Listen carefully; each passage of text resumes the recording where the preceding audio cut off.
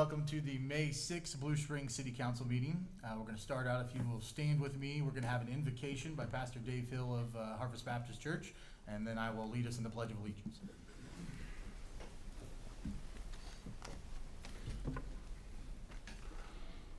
Let's pray. Lord, I come before you tonight in fervent prayer, lifting my voice on behalf of our great city. I pray that Blue Springs will continue to be known as a righteous city, a city of peace and hope, a city where families can grow and find comfort in their neighborhoods, a city that welcomes law-abiding citizens. I thank you tonight, God, for these servants, our mayor, our city administrator, our city council members, our city staff, elected officials, first responders, hospital staff, business owners, citizens of this great city, teachers, and students in all levels. I give thanks for the way of service that they have chosen to accept on behalf of the city of Blue Springs. Lord, give them strength and encouragement to perform their duties with excellence. I pray for this council meeting tonight that you will give them wisdom and guidance to discuss and deliberate on the items set before them. I pray that they will use their unique thoughts to discuss and dialogue. Give these leaders clear minds and pure hearts as they put particulars and proposals together to continue to build this awesome city. We come into this room tonight carrying joy and hope, trusting that you alone can hold them together. And so we pray that you will be glorified tonight through the decisions of this city council to do what is right and good for all citizens of Blue Springs, that they deliberate with love and willingness to not only hear, but listen to the comments of each person here tonight. Help them to find ways for all to love this city and to be good neighbors. In Jesus' name I pray, amen.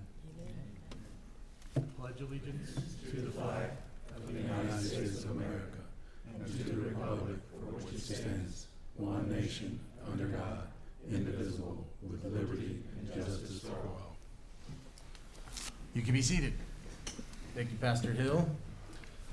First item on the agenda is first we need a confirmation of a quorum.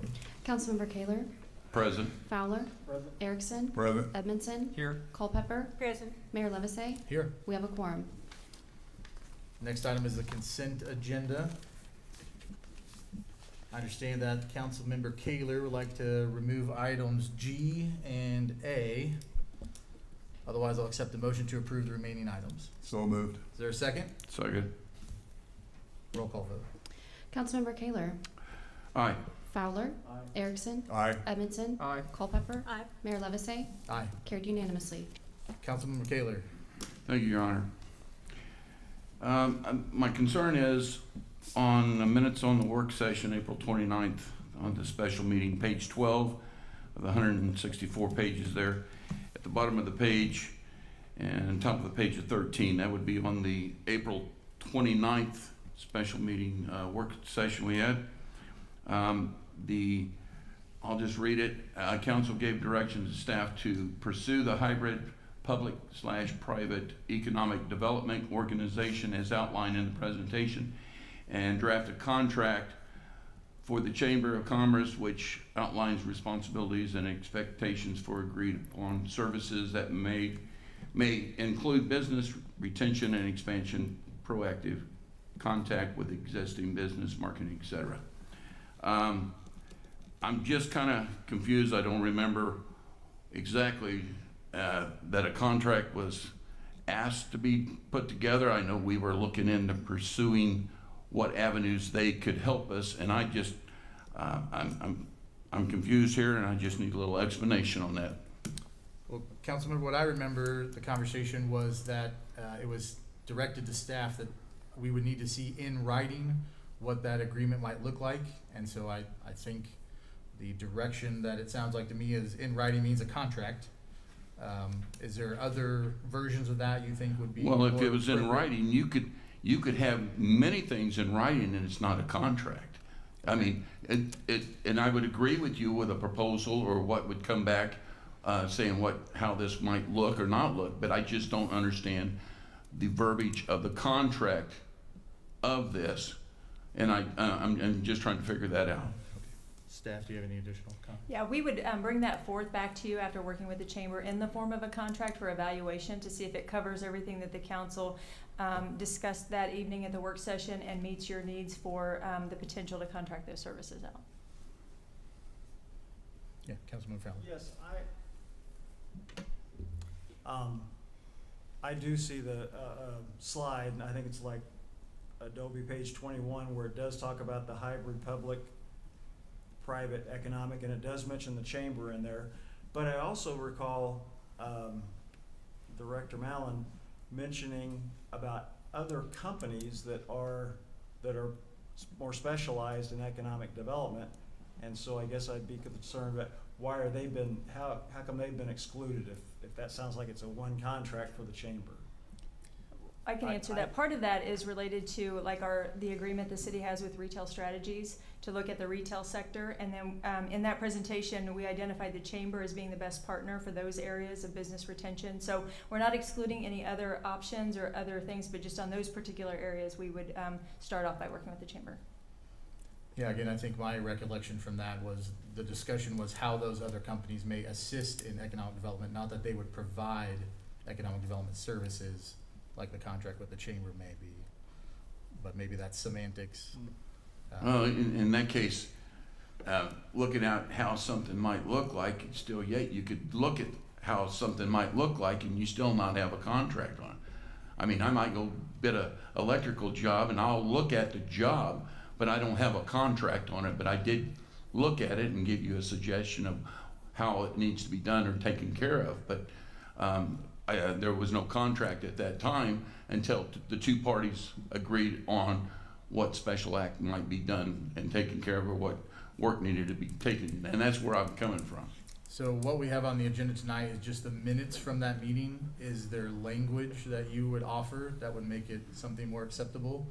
Are you comfortable with staff's explanation and we can pass it as is? What would be your Well, suggestion? I'm looking at it because of the phrase, the contract on it. I was just not understanding exactly why that phrase was in there.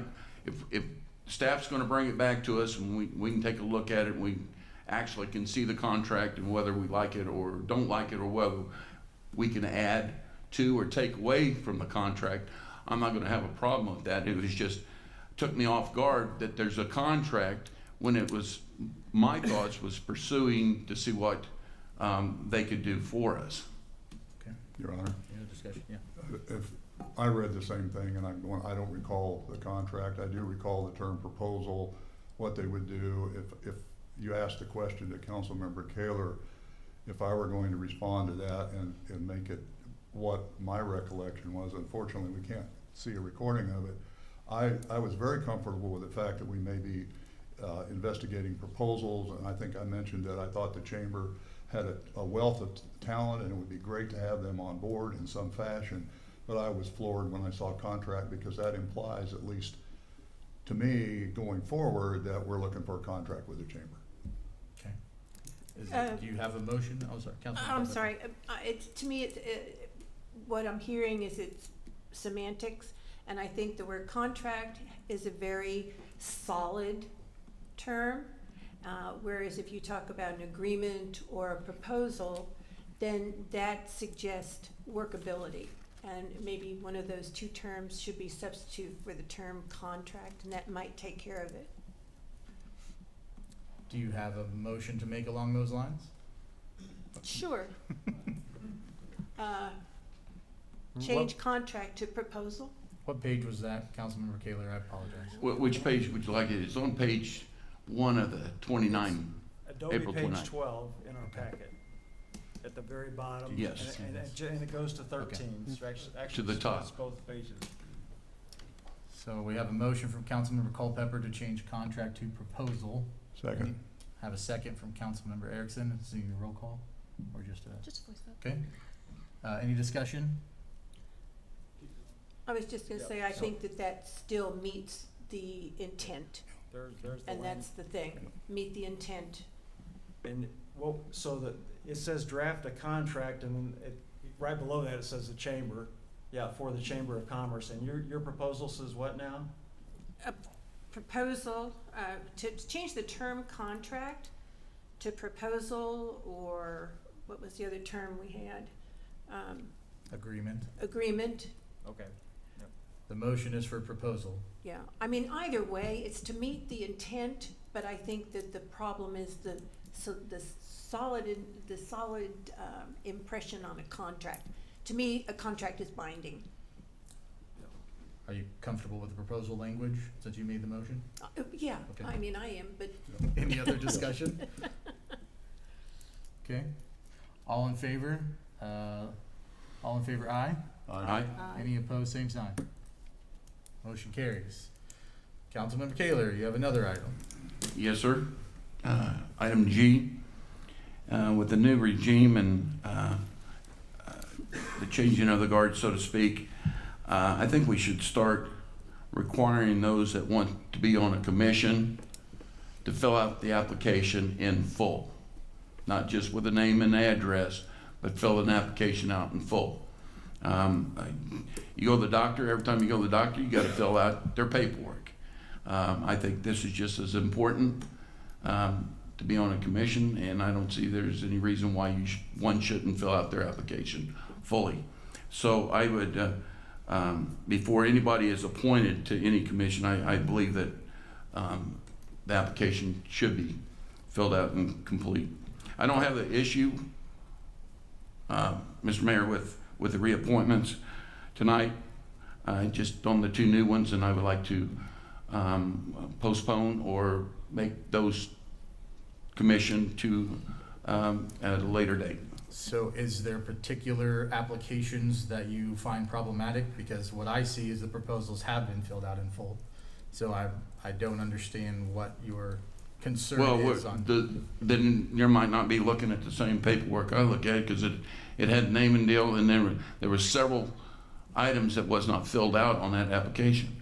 So I believe you're talking about the appointment to the planning commission. I see education, I see college, I see employment, I see strengths on serving on a board. The only things that are not completed are a business mailing address, which not everybody has, and there's an NA on whether there's any conflicts of interest or past community involvement. So if somebody doesn't have past community involvement and they don't have conflicts of interest, those don't seem incomplete to me. What other information would you be looking for from a potential candidate? Again, Your Honor, I was making a statement stating that I think all applicants in the future need to fill out their application in full. I believe that has been met, but your point is well taken. Any other comments on item G? yes. Yeah. I sent an email out to everyone. I think what we're looking at, as Councilman Kaler indicated, now's our opportunity to make changes for the good. I think in the past, when we've had a consent agenda, a lot of times it was, well, somebody must know them and we just approved them. I'm just as guilty as everybody else. There's been people I've approved and I don't know who they are. I hate to admit that. But I think that one of the things that I would be interested in doing going forward is looking at the application and what we could do on those applications that would better show what people's skill sets are, their interests are, where their heart really is, as opposed to, here's a name and I don't care business address. That to me is not important. But I think that's what we need to look at going forward. I don't know these people. I can't object to people, but I just think that we should be, this is a time to make those good changes. I think it was late in the day, so you may not have seen it. I did offer a response to that, and I think staff can look at what might be a better process, maybe other forms that might offer more information. I do know these two individuals, and just from the applications as well, and I have talked to them personally because that's part of the process that was outlined before. So I think they're still good candidates, and I would still offer them for proposal. I'm not willing to remove it from this council meeting, but I think it's something we can look at moving forward. That's where I would leave it at. If there's any other comments, I'm open to discussion. Since you had that application, sir, in front of you, could you tell me what page that was on? Because I didn't recall it being filled out completely. So those were submitted by our assistant to the city administrator to the council members on Friday. Should have received those. It was a separate email. Yeah, it's a separate email. Oh, it's I a don't think those are separate- made part of the okay, packet okay, for Okay. privacy purposes. So may I make a comment? Yeah, absolutely. From what I read, I didn't think it was complete. I didn't have the opportunity to understand the personality of those people. But, that didn't fill it out completely, but I would have to give you the honor of respecting your opinion. Because we have discussed that, and going forward, I think I would agree with what you said. We can do this with the voice vote. Motion to approve would be appropriate. So moved. Do we have a second? What are we approving? The boards and commission appointments. Okay. Okay, Second. a motion and a second. All in favor, aye. Aye. Any opposed, same sign. Okay, item G is approved. Next item on the agenda is a public hearing for KC Cannabis conditional use permit. City Clerk, can you read the exhibits into the record? City Council Information Form dated April 30th, 2024 with the following attachments: staff report with attachments, application with attachments, affidavit of publication of the examiner on April 6, 2024, 185-foot notification map, names, addresses of property owners within 185 feet of site, copy of letter sent to said property owners, Title 4 Land Use Section, Blue Springs Code of Ordinances by reference, 2014 Comprehensive Plan by reference, and bill approving the conditional use permit. This is all we have to enter for the record.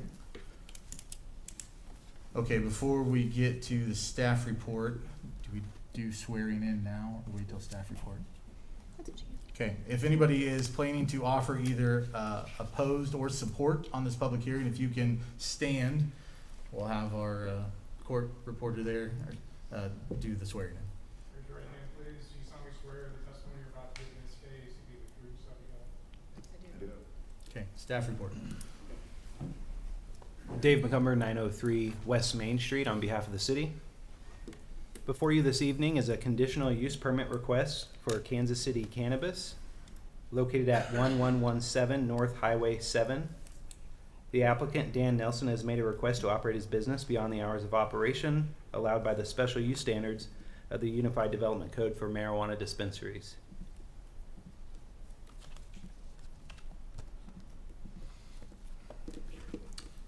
The property in question is zoned general business. Furthermore, the UDC's special use standards provides additional regulations for this land use, which in this case of the application involves specifically section 405.050 A34E, marijuana dispensary hours of operation. The UDC allows for dispensaries to operate between the hours of 8 a.m. to 8 p.m. The applicant is making two separate requests. The first is to allow the dispensary's lobby to stay open an additional 2 hours daily by closing at 10 p.m.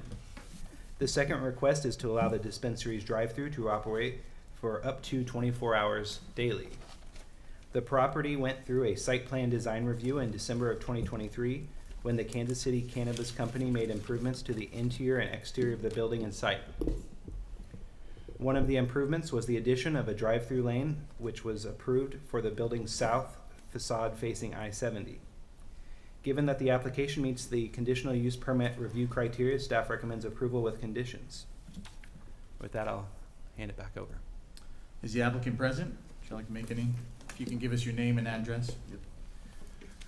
Good evening, council. My name's Dan Nelson, Green Valley, Missouri, Truman Road.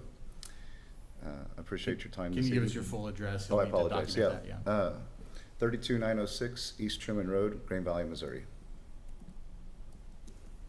Go ahead. So yes, please, yeah, for the first part, we're looking to extend hours from 8 to 10, just to be competitive with our industry peers.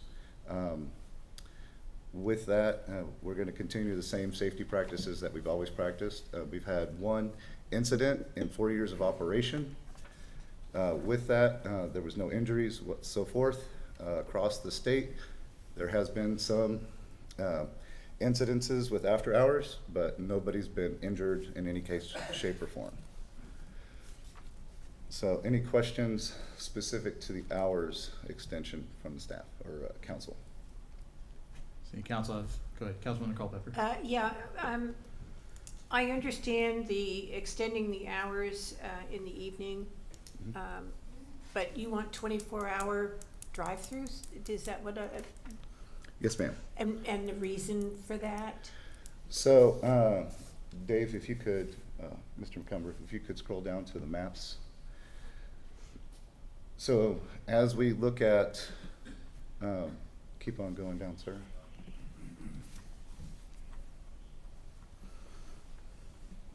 Might be. Well, yeah, there you go. So I-70 is the main artery of the country. You know, in 2026, we're going to have the World Cup. The community itself, the city itself, has been looking at ways to help draw revenue in, tax dollars, and so forth. With the 24-hour drive-through, we're also servicing other major metros around us. You know, everybody local goes to their local liquor store. But when people are coming from Wichita, Des Moines, St. Louis, Springfield, Omaha, they're not only stopping at our dispensary, but they're also stopping at the Quick Trip, that's a 24-hour store, the food store services, fast food, Whataburgers, 24 hours. So this is an opportunity too for us to bring tax revenue to the city during the 24-hour operations. We do have a competitor in Grandview that has 24-hour service. They run day in, day out, even holidays, they do not shut down.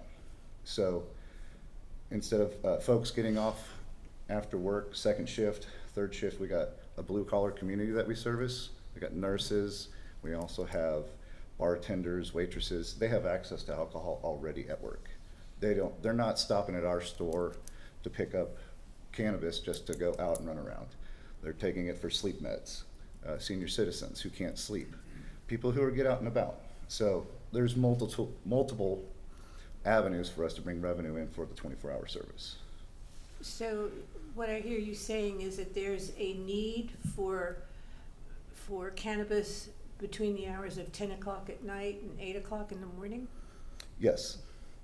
So you have people who get off work at 10 o'clock in the evening, maybe midnight, 1 o'clock, but then also too, you have people who go to work at 5:30 in the morning.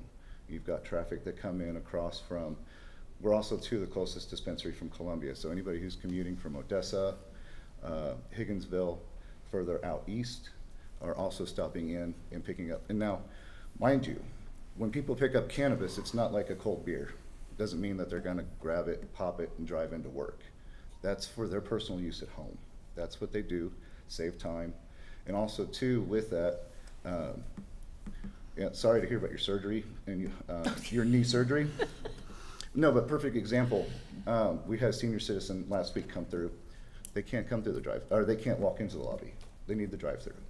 So if you're up in the middle of the night and you don't have access to a pharmacist, you know, or you don't want to take the opiates you don't want anymore, you're more than welcome to come up 2 o'clock in the morning. You don't have to get out of the car because you're not physically able to, and purchase that way as well. Interesting, thank you. Any other questions for the applicant? Kind of Councilman. maybe a future question, Yes, sir. but I read, and I think you're probably aware, that the federal government is experimenting with the thought of making cannabis a Class 3 drug. That is correct. What would that do? Would our Constitution override that, or would the Class 3 classification require that you to change your whole business model? What would, because it's all screwed up right now anyway. So. Yeah, for sure.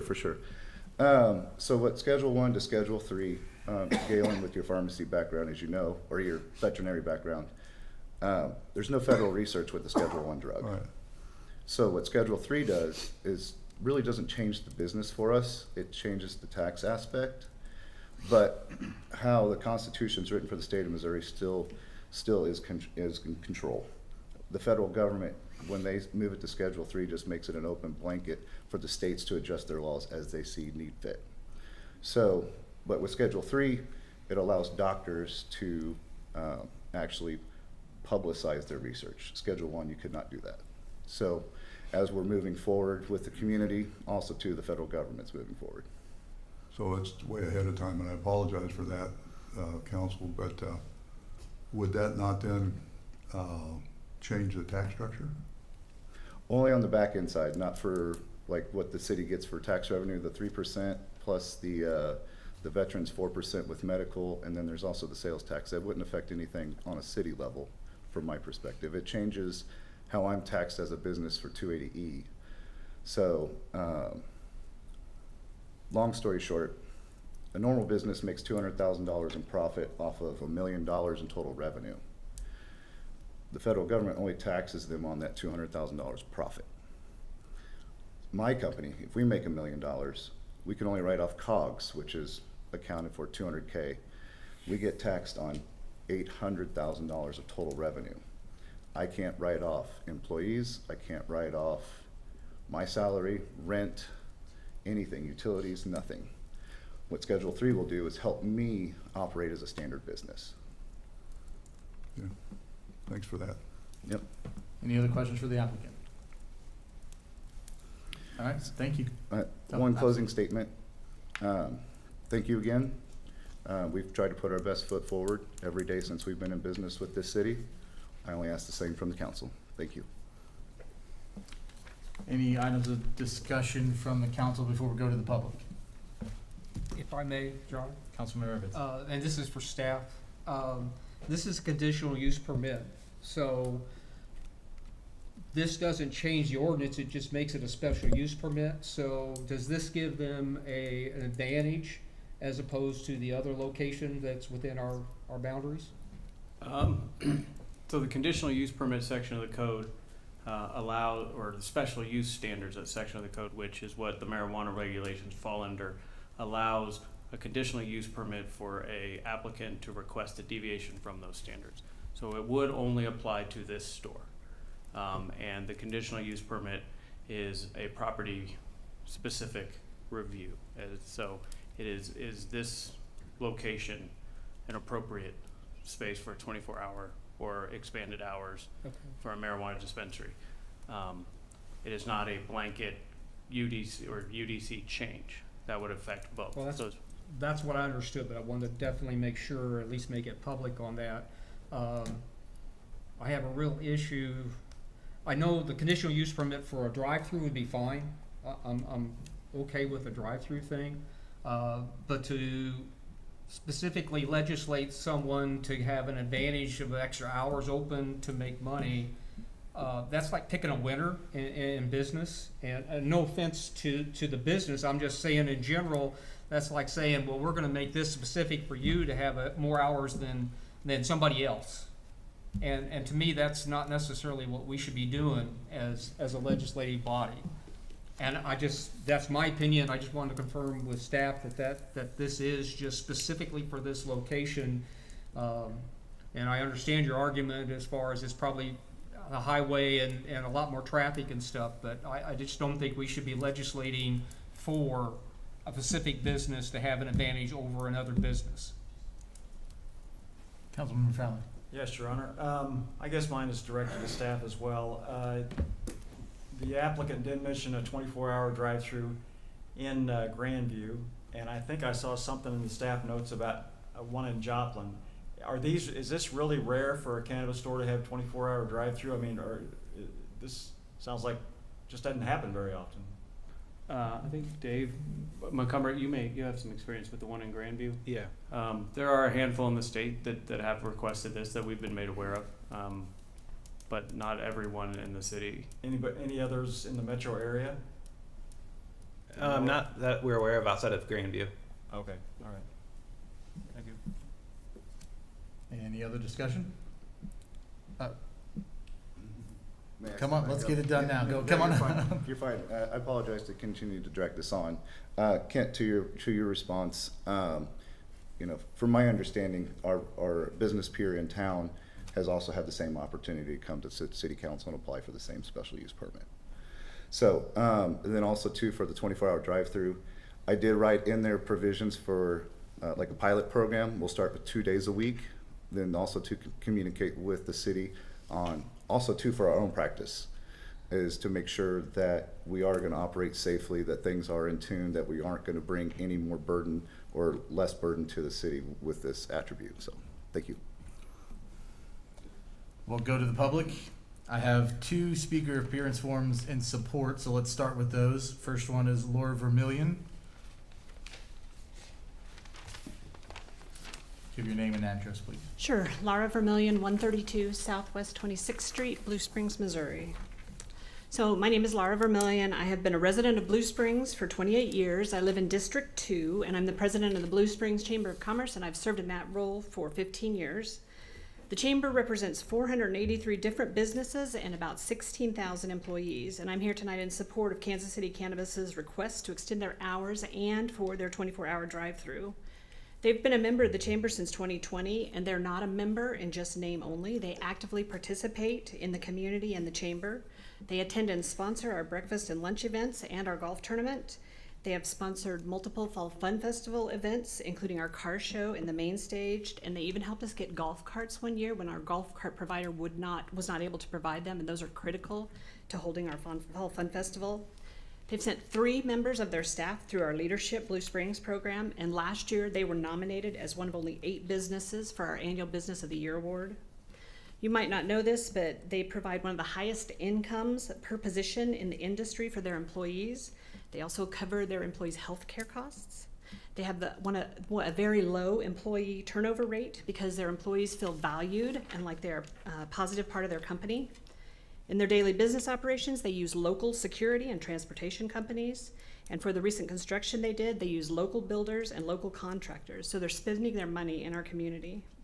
Their customers come from miles around, including other states, and tell them that they have driven past 5 dispensaries or more to get to the Kansas City Cannabis location because of the quality of their product, their customer service, and their knowledgeable staff. And as you know, they renovated that old Bob Evans building that was an eyesore in our community, and it's now a beautiful new building, and it's bringing in significant tax revenue for our community. So I believe they are a model business in our community. And I understand when this industry was new, there might have been a desire to be very cautious about it and over-regulate it until we understood it better. I don't think that's where we are now. Our current code does not have any restrictions for other businesses operating drive-thrus like any restaurants or banks, nor does it have any restriction on the hours of operations for liquor stores or other retail businesses such as grocery, convenience, or pharmacy stores. Kansas City Cannabis is a legitimate legal business in our community, and I believe we should offer them the same privileges we offer other businesses in our community. I think their request is reasonable and fair, and it should be granted. Thank you for letting me speak. Thank you, Ms. Vermillion. We also have a speaker appearance form for Brandon Haverty. If you could come up and give your name and address, please. Yeah, Brandon Haverty, 3937 West 57th Street, and that's Fairway, Kansas.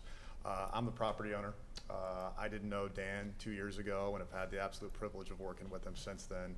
His tenacity, the attention to detail of his team is quite impressive. And so when he approached us about relocating to this Bob Evans that we had purchased, we were looking with some other user, and was blown away by Dan and just how relentless he was, and how I could just see within weeks of how he operated his business. And so you'll see that a lot of these cannabis locations throughout the state, a lot of them are tucked back in kind of odd locations.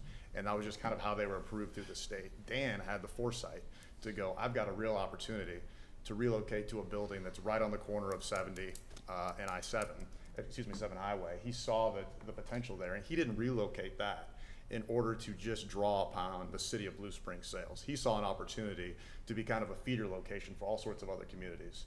The tax dollars are pretty incredible that these businesses can drive, and I think Dan is only going to increase that many times over, and I think he'll be very proud of what he does. And so, you know, in conclusion, there was a lot of money invested in that building, far more than probably any budget that any of us had maybe thought would happen. And Dan stepped up to the plate with his team, and as you saw, it's just an incredible product. So I'd hope you'd acknowledge how he got to this point, all the variances and different things he's applied for. I hope you can see the tenacity he has, and that for an operator, you guys have an A+ one. You should be very thankful for that, and hopefully you'll continue to allow his business to flourish. Thank you. All right, that's all the speaker appearance forms I have. Is there anybody else wants to speak in support of? Support of. All right, anybody speak in opposition to? opposition to. Any other council comments before I close the public hearing? Councilmember Erickson.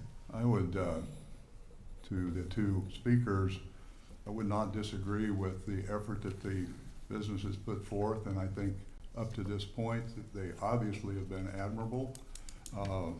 My caution doesn't relate to the past. I totally agree with you, and I've met the folks and the business and what you've done for renovation is really good. But what's before us tonight is extension of hours. It's not a commendation or lack thereof, so I'm not sure what I'm saying other than I do respect what they've done, and going forward, I hope they continue to do that. Any other council discussion? Your Honor, may I? Councilmember Everton. I'm going back to staff. Is there a way that, without having to come back and do this all over again, that we as a council some way can change the actual code in the ordinance as far as the hours to where both parties, both businesses could be allowed to stay open till 10?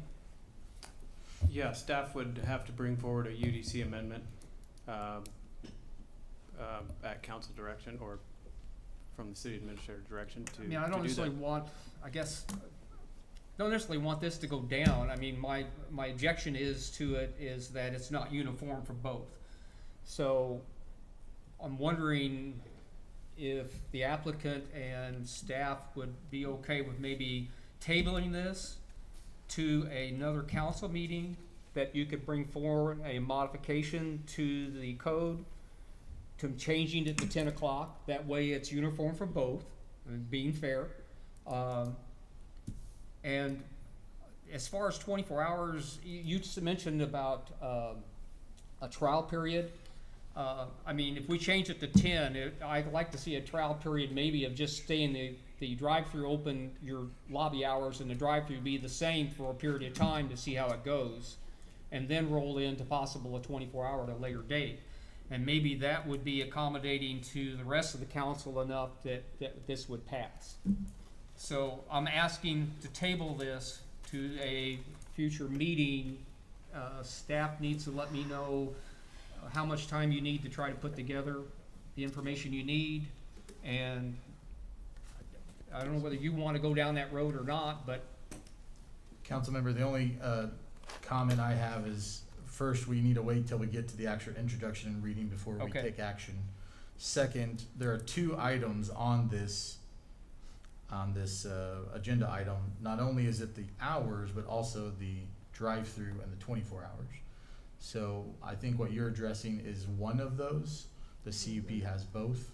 So I don't know if solving one solves the other, but either way, we can't take action until we get to the actual. Right. And staff, do you have any other comments on that before we close the public hearing? In terms of outlining the schedule, in which staff could bring forward a UDC amendment, the earliest that we could do that would be the May 28th Planning Commission, and that would be the June 3rd City Council meeting. That would allow us to draft an amendment this week and post that for publication of those public hearings on May 10th, which is this Saturday. That's the fastest we could do something. And given the light nature of the changes that would be required to the UDC in order to do that, that certainly is a possibility. Just wanted to put that out there. Any other questions or discussion? Yeah, I Councilmember Culver. have a question. So are we talking about just the hours of operation till 10 o'clock? We're not addressing the drive-through hours, correct? Yeah, I mean. I mean, that's your suggestion. The drive-through would be a conditional use, and I can see that, because, you know, you've got to make a conditional use for that parking lot and doing that. So the other business could come forward and ask for a conditional use for drive-through, but it would have to conform to what needs to be stacking and those type of things that go with that. So that part of it, I can understand a conditional use coming forward individually to address those things, because they're an individual site. But the hours, to me, is to give somebody, oh, I'm gonna give you 2 more hours than I'm giving this business over here. Right. You know, Yeah, I concur. I concur. Councilmember Erickson, did you have something? Well, in my humble opinion, it seems like we should act upon what's before us as opposed to saying, oh, we want to go ahead to a UDC amendment, because whether this passes or fails, we can still do that, and still do that in a timely fashion. I do understand the favoritism aspect of it, but, you know, it's 2 weeks. We're getting a little bit into discussion on the item, so let's, if there's anything else on the public hearing, then I will close the public hearing. And next we have introduction and reading on this bill for Casey Cannabis. 5206. I'll introduce it. First reading of Bill 5206, an ordinance approving a conditional use permit to allow for extended hours of operation of a marijuana dispensary located at 1117 North Highway 7 in Blue Springs, Jackson County, Missouri for Kansas City Cannabis Company. Your Honor, move the bill be approved on its first reading and proceed with the second. Is there a second? Second. Your Honor, may I? Is this the appropriate time? This is the appropriate time. Discussion on the motion. Well, I'll yield to Councilman Fowler first, and Councilmember Fowler. I just, I know where you want to table. I respect your argument.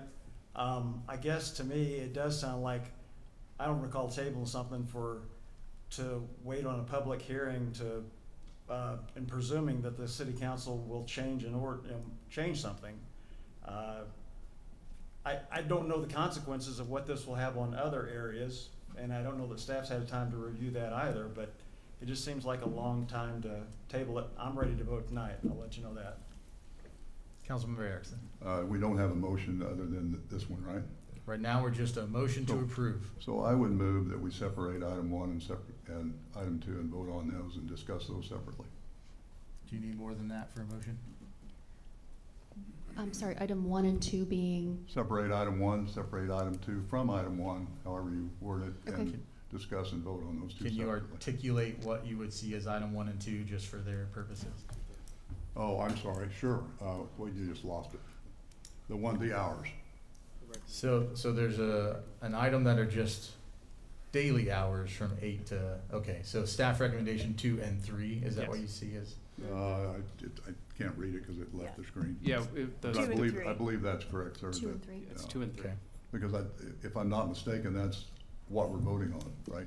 yeah, staff recommendation number 2 is operating hours for the lobby to be limited to 8 to 10. And then item 3 is operating hours for a drive-through for 24 hours. Correct. Okay. Do you need more of a motion besides separate items 1 and 2? Yeah, is it an amendment to this then? You're offering an amendment? An amendment, I guess. Yeah. I want to separate them. Wouldn't it be an amendment to separate, make Do you- Okay. item 1 and 2? Okay. Yes. City attorney says that's sufficient, so we're gonna move forward with That's that. my motion. So I have a motion to separate those 2 staff recommendations. Do I have a second? Second. Any discussion? Okay. All in favor on Councilmember Erickson's motion, say aye. Aye. Aye. Any opposed, same sign. Aye. Okay, motion carries. So we have motion for first reading as amended. I have a motion and a second. Any further discussion? Councilmember Fowler? Well, you call them 1 and 2. Which one are we voting on now? Because they're That's actually a number 2 great and point, 3, actually. Councilmember Fowler. So do we need another motion? Well, it's as amended, so we need separate items, separate votes even. Okay, well, let's start with staff recommendation number 2. We will call item 1. Do we need a separate motion, Mr. City Attorney or City Clerk? Yeah, you're Okay. doing basically 2 different agenda items. Okay. So I'll just have someone make a motion. So- for number 2, and then start from scratch. So we need a new motion to approve staff recommendation number 2, item 1, for just the operating hours. Is that correct? Could you read those? Which hours are we talking about? Do you want me, I've got it in 8 front to of me. 10. So staff recommendation number 2 is the operating hours for Kansas City Cannabis Company's lobby be limited to 8 a.m. to 10 p.m. on any day of the week. So I need a motion to approve that item. So moved. Is there a second?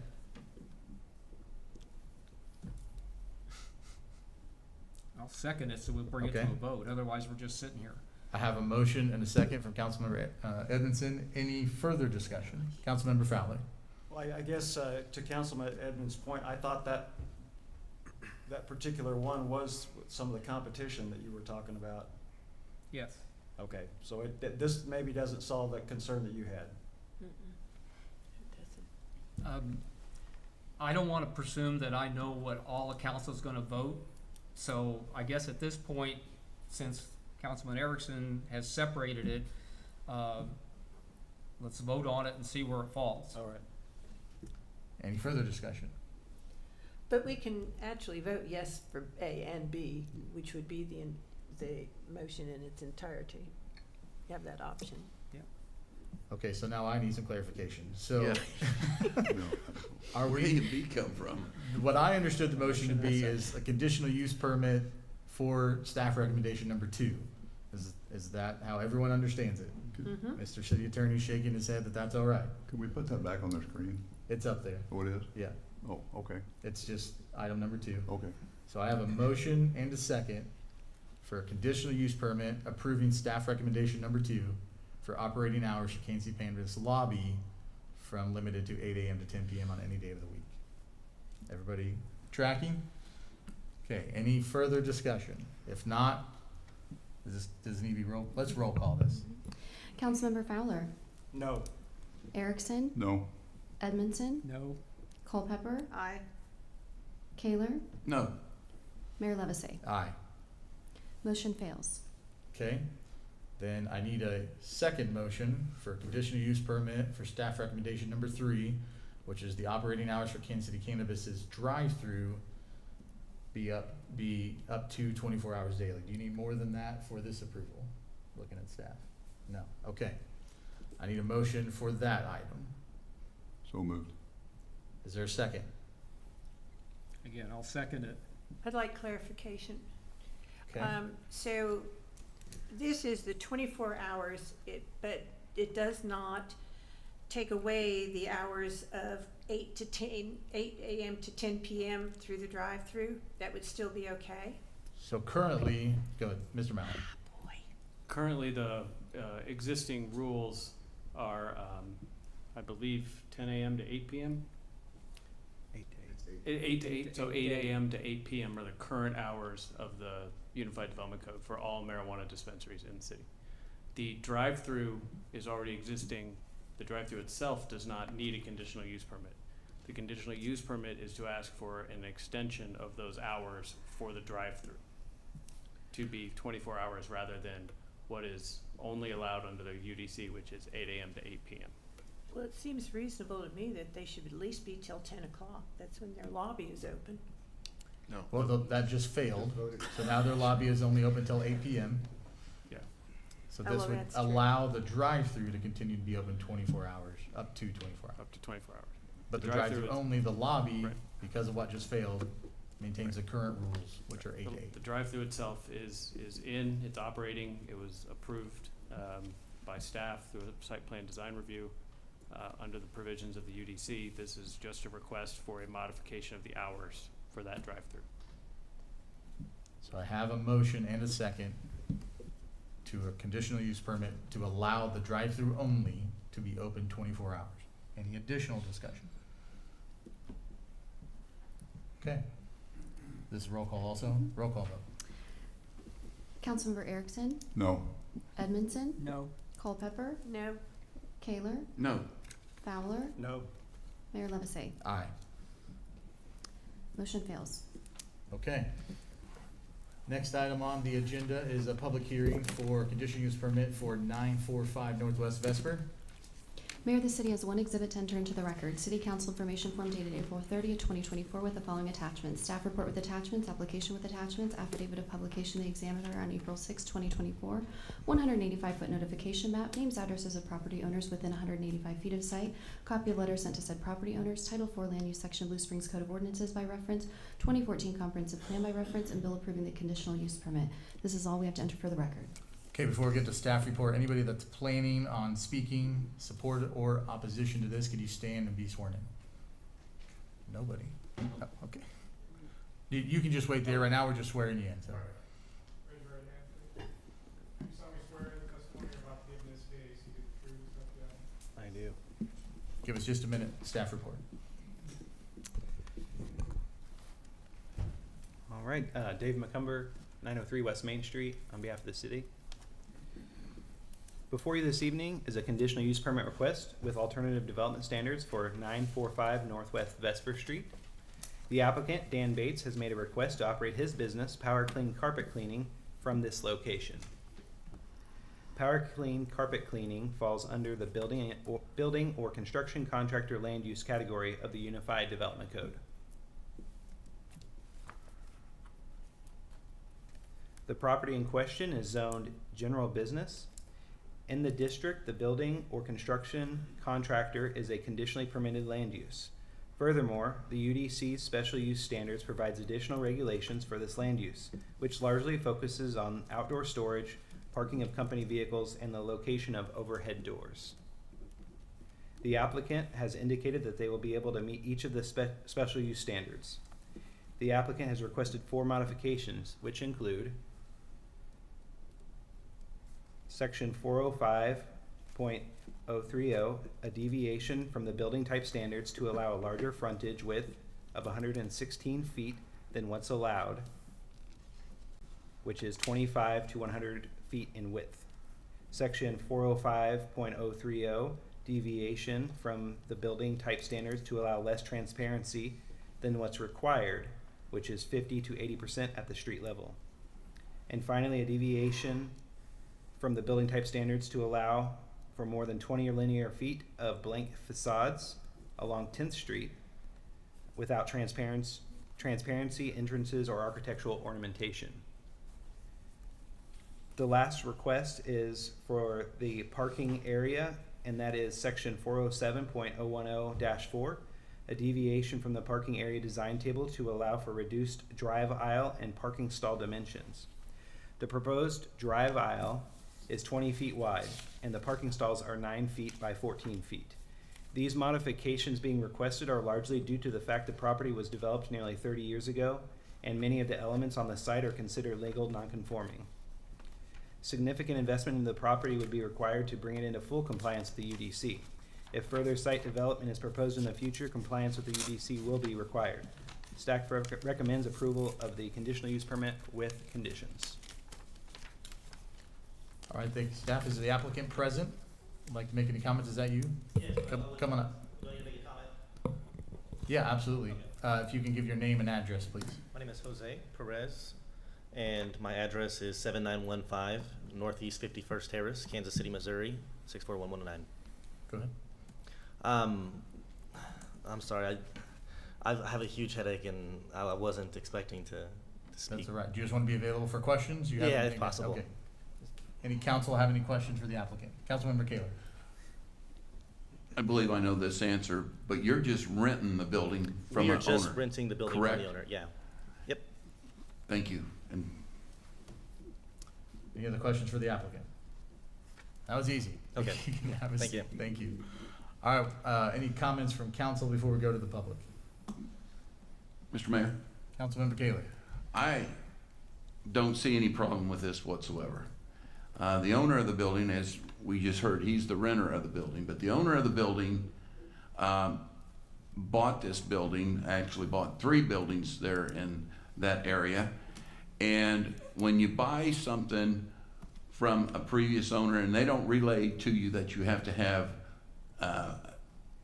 your own CUP for anything, it causes a conflict, and it causes with new businesses and little businesses heartaches. And all he did was rent a building, and the owner of the building, all he was doing is renting a building where they could do what it is. And I don't see any reason to turn this down, and I'll be voting for it.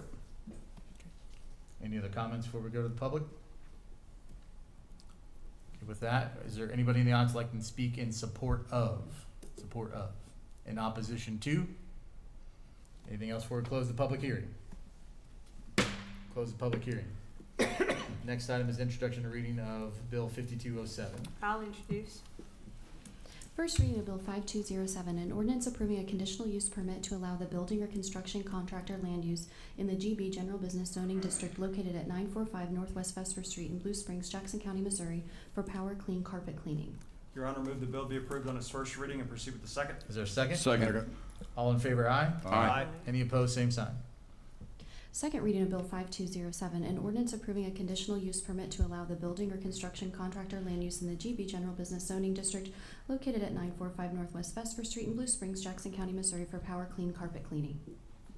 Your Honor, I move to approve the second reading and provide the proper ordinance number. Is there a second? Second. Okay, roll call vote. I'm sorry, any discussion on this before? Okay, roll call. Councilmember Edmondson, Aye. Culpepper, Aye. Kaler, Aye. Fowler, Aye. Erickson, Aye. Mayor Levisay. Aye. Carried unanimously and given ordinance number 5322. Final public hearing for the evening, Adams Dairy Parkway right-of-way annexation.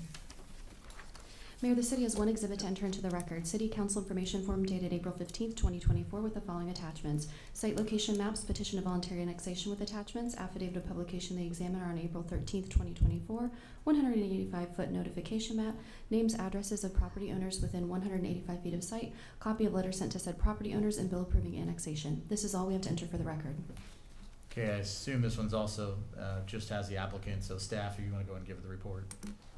I gotta get sworn in. Do you solemnly swear the testimony you're about to give in this case will be the truth, so help you God? I do. Mike Mallon, on behalf of the city, 903 West Main Street, and I have been sworn. This is a public hearing being held at the request of the city as both the owner and the applicant to approve an annexation of property that consists entirely of Adams Dairy Parkway right-of-way that is located north of Wyatt Road. It's approximately 1.13 acres in size into the corporate city limits. The city of Blue Springs is the owner of this unincorporated territory or property. Again, it is entirely consistent of Adams Dairy Parkway right-of-way. All of Adams Dairy Parkway right-of-way from Wyatt Road north to Highway 40 is annexed into the city limits except for this remnant piece. The city was under the impression that this was still under the control of Jackson County. However, new discovery information this year from the county pointed out that this was actually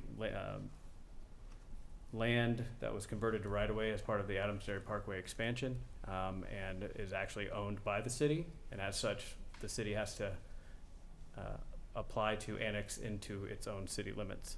This is the request for the public hearing and first reading of the bill proposed for the annexation. The second reading is scheduled for May 20th, 2024, which is the requisite amount of time in between first and second reading. The proposed property is highlighted here in the black and white dashed line. Wyatt Road runs horizontally across the street, and Adams Dairy Parkway north and south. So it is just this small little portion right here, which is adjacent to the piece of property that we annexed recently for Colonial Gardens. All of the property surrounding this intersection is all within city limits.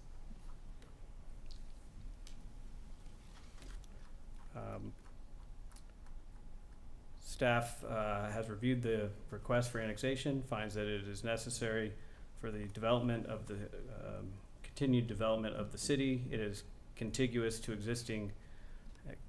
and compact to existing city boundaries, and therefore recommends approval. I'm happy to answer any questions. All right, since we are both the applicant and the owner, does council have any discussions for either of those? Any questions? Okay, then we'll go to the public. Is anybody in the audience like can speak in support of? Opposition to? We will close the public hearing. Introduction and first reading only of Adams Dairy annexation. I will introduce it. First reading of Bill 5208, an ordinance annexing 1.13 plus or minus acres of property consisting entirely of Adams Dairy Parkway right-of-way north of Wyatt Road to the city of Blue Springs, Missouri. Your Honor, move the bill be approved on its first reading only with the second coming at our next council meeting. Is there a second? All right, all in favor, aye? Aye. Any opposed, same sign. Motion carries. Next item on the agenda, introduction and reading of code amendment for Sunnyside School Road. I'll introduce. First reading Bill 5209, an ordinance amending Title III, Schedule 3 prohibited parking, certain sections of designated streets, Table 3E, parking restrictions concerning school locations of the Code of Ordinances, City of Blue Springs, Missouri, to add a new paragraph prohibiting parking on Northeast Sunnyside School Road. Your Honor, move the bill be approved on its first reading and proceed with the second. Is there a second? Second. Any discussion? Okay, all in favor, aye? Aye. Any opposed, same sign. Second reading of Bill 5209, an ordinance amending Title III, Schedule 3, prohibited parking, certain sections of designated streets, Table 3E, parking restrictions concerning school locations of the Code of Ordinances, City of Blue Springs, Missouri, to add a new paragraph prohibiting parking on Northeast Sunnyside School Road.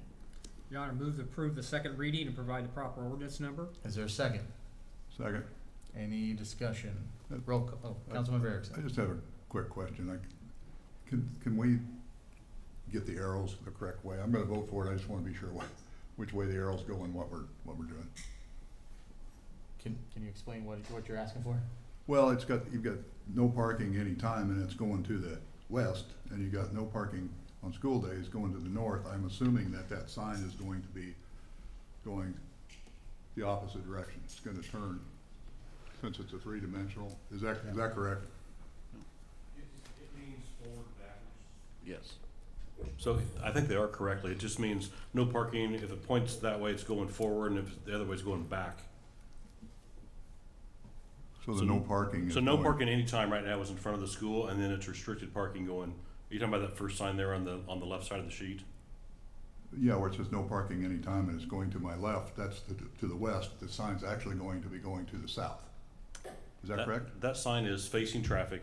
The no parking anytime pointing this way means forward. Of course. To the south. Okay. And then backwards to the north. Just so I don't sound really crazy here, but the sign is pointing to the west, is it not right now?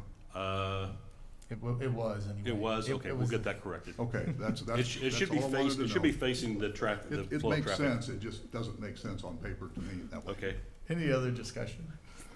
Councilmember Fowler. I guess I would argue that the no parking anytime, when it's actually up on a sign, will be facing east. Yes, it will, but the arrow will be going south. So, but I understand what he's saying about going south, yeah. Don't make me feel too silly here. All right. Any other discussion? Roll call vote. Councilmember Culpepper. Aye. Kaler. Aye. Fowler. Aye. Erickson. Yes, aye. Edmondson. Aye. Mayor Levasseur. Aye. Carried unanimously and given ordinance number 5323. Next, introduction and reading of contract with Combat. I'll introduce it, Your Honor. First reading Bill 5210, an ordinance approving a contract between the City of Blue Springs and Jackson County Community-Backed Anti-Drug Tax for a law enforcement school-based initiative. Your Honor, move the bill be approved on its first reading and proceed with the second. Is there a second? Second. Second. Discussion. All in favor, aye? Aye. Any opposed, same sign. Second reading Bill 5210, an ordinance approving a contract between the City of Blue Springs and Jackson County Community-Backed Anti-Drug Tax for a law enforcement school-based initiative. Your Honor, move to approve the second reading and provide the proper ordinance number. Is there a second? Second. Any other discussion? Roll call vote. Councilmember Kaler. Aye. Fowler. Aye. Erickson. Aye. Edmondson. Aye. Culpepper. Aye. Mayor Levasseur. Aye. Carried unanimously and given ordinance number 5324. Next item, introduction and reading of facility use agreement with MCC. I will introduce. First reading Bill 5211, an ordinance approving a facility use agreement between the City of Blue Springs and the Junior College District of Metropolitan Kansas City, Missouri. Your Honor, move the bill be approved on its first reading and proceed with the second. Is there a second? Second. Any discussion?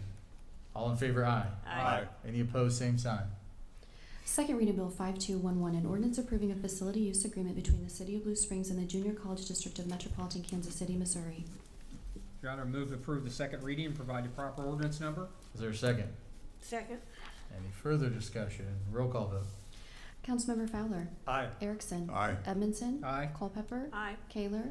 Aye. Mayor Levasseur. Aye. Carried unanimously and given ordinance number 5325. Next item, introduction and reading of a budget amendment. I'll introduce, Your Honor. First reading Bill 5212, an ordinance amending the 2023-24 annual budget of the City of Blue Springs, Missouri. Your Honor, move the bill be approved on its first reading and proceed with the second. Is there a second? Second. Any discussion? All in favor, aye. Aye. Any opposed, same sign. Second reading Bill 5212, an ordinance amending the 2023-24 annual budget of the City of Blue Springs, Missouri. Your Honor, move to approve the second reading and provide the proper ordinance number. Is there a second? Second. Any further discussion? Roll call. Councilmember Erickson. Aye. Edmondson. Aye. Culpepper. Aye. Kaler. Aye. Fowler. Aye. Mayor Levasseur. Aye. Carried unanimously and given ordinance number 5326. Next, we have a presentation about the Snyebar wastewater treatment facility. There he is, Mr. Hilgedeck.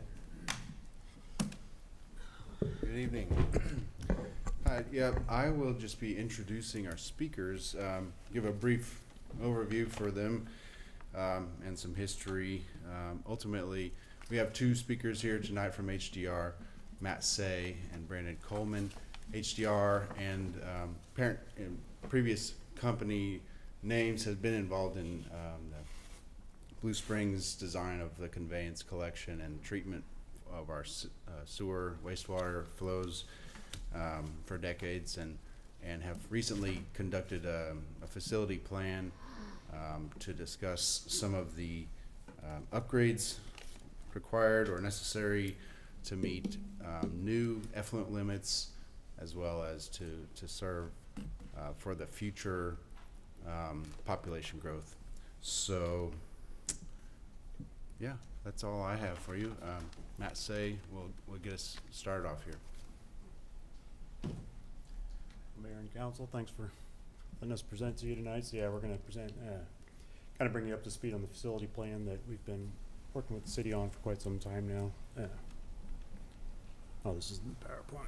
Do you want me to pull that? Yeah, is there a way to switch to the PowerPoint? Yep. There we go. Thank you. Oh, sorry. You just use, yeah, those are mouse or whatever. So just kind of an agenda to let you know what we're going to be presenting tonight. So we'll give you an overview of the project. It's been going on for quite some time. Kind of give you a brief overview of the recommended improvements. We'll try to be brief. We know everybody's not familiar with wastewater treatment, but still like to fill you in on the project. We'll cover the estimated cost and the proposed schedule, funding options and next steps, and then the major items, the last bullet there is the request for the resolution of governing body, which would give Director of Public Works the authority to submit an SRF application on the city's behalf. Excuse me, could I ask you to speak up just a little bit? Yes. Please. Absolutely. Thank you. Did you hear the first slide? Yes, I did. Okay. But I don't know if everybody else could. I'm pretty close to you. Okay. Well, I guess I'll go over the last bullet. The main point of the presentation is the last bullet there, the resolution, or request for resolution of governing body, which will be asking for authority to be given to the Director of Public Works to submit an SRF application on the city's behalf.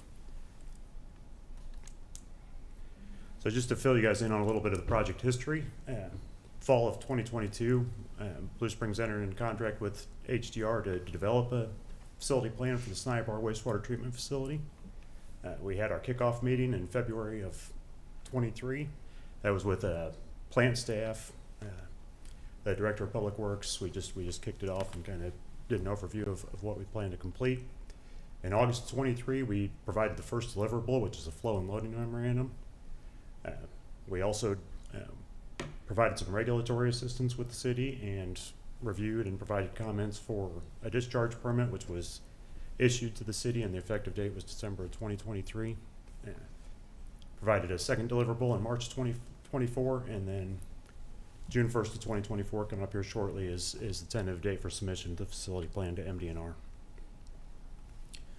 So the primary drivers for this facility plan for the improvements are permit limits. So the new permit, as I said on the previous slide, it was issued, the effective date was December of 2023. So there are nutrient limits in the new permit, as well as a permitted average design flow of 10 million gallons per day. So the nutrient limits, new processes will need to be added to the wastewater treatment facility to meet the new nutrient limits, and then improvements to some of the existing processes will have to be made to get it to the permitted average design flow. So you can see on the slide included in the operating permit, and that's a discharge permit that's issued by Missouri Department of Natural Resources. There is a schedule of compliance. That schedule of compliance in the permit gives the city a period of 7 years to meet these new permit requirements.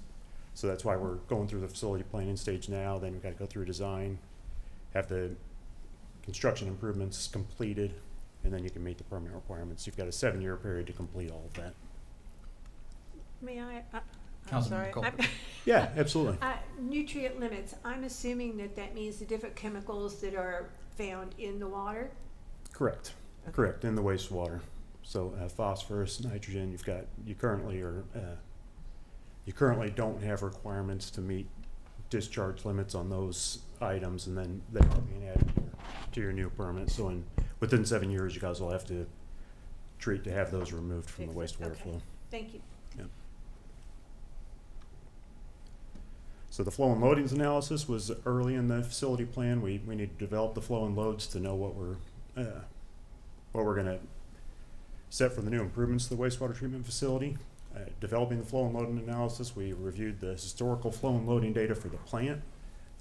We determined population growth and flow projections. To do that, we met with Blue Springs Community Development. We met with Grain Valley, because Grain Valley contributes flow to the Snipe, our wastewater treatment facility as well. One takeaway on peak flows that you can see in the last bullet there is we are projecting that the existing inflow pumping capacity will be exceeded in 2035. We aren't recommending improvements to the pumping capacity, just wanted to note that, and that could be pushed further into the future if there's improvements to the collection system to keep inflow and infiltration out during wet weather events or things like that. So there are some things that could be done to address that. This is a chart on the projected average daily flows to the Snipe, our wastewater treatment facility, and then there's quite a bit on the chart, but I'll try to kind of walk you through it. So the dashed line at the bottom, that's the Grain Valley contracted capacity of the plant. It's 3.5 MGD. The total capacity of the plant is 10 MGD. So the horizontal dashed line across the bottom is Grain Valley's contracted capacity. The red dashed line is Blue Springs contracted capacity. And the green line is Grain Valley's flows and projected flows, and the red line is Blue Springs, blue is combined flows. So you can see that the Blue Springs contracted capacity, we project that you guys will exceed capacity in year 2042, which is far enough into the future that we're not recommending that you guys start negotiating with Grain Valley right now to increase your capacity, but at some point in the future, you may need to have those conversations. We also put a vertical line to show where the anticipated construction completion is. That would meet the schedule of compliance and the permit. You'd have construction completed by, shows about midway through 2029. That is also when the average plant flow is above 5 MGD, so the improvements to bring the plant to the 10 MGD permitted capacity would be completed at that time. So you guys would be you'd be meeting permit there as well. And you can see at the top, I guess that shows the period that this facility plan is covering. It's for a 20-year planning period is what we're looking at. And any questions on any of those slides? Okay, then we're going to get into the processes, and I'm going to let Brandon Coleman speak on those items. Good evening, and thanks again for the opportunity to be here tonight and talk to you a little bit further about your project. As Adam mentioned, my name is Brandon Coleman. Back in 2009, I actually served as HDR's project manager on the last improvements project. So I thought I'd start out with just a little bit of a history to give everyone the background. And what you can see on this slide is an aerial of your existing facility. And there's two text colors in here if they're coming through. So the blue are your facilities that predated the 2009 project. And then all the facilities that have the red text with them were the ones that were constructed in 2009. So there were three main aspects of that 2009 project. So before that project, your existing permitted capacity was 6 million gallons per day, and that was shared with the city of Grain Valley. So the first aspect was increasing that capacity from that 6 million gallons per day to 10 million gallons per day to address growth within the city of Grain Valley and city of Blue Springs. So that's your current permitted capacity on an average day of flows that Matt was mentioning. The other piece was back at that time, there were also new permit limits as well. And so there were some new treatment processes added, such as tertiary filtration and UV disinfection. And then the last piece was on the biosolids.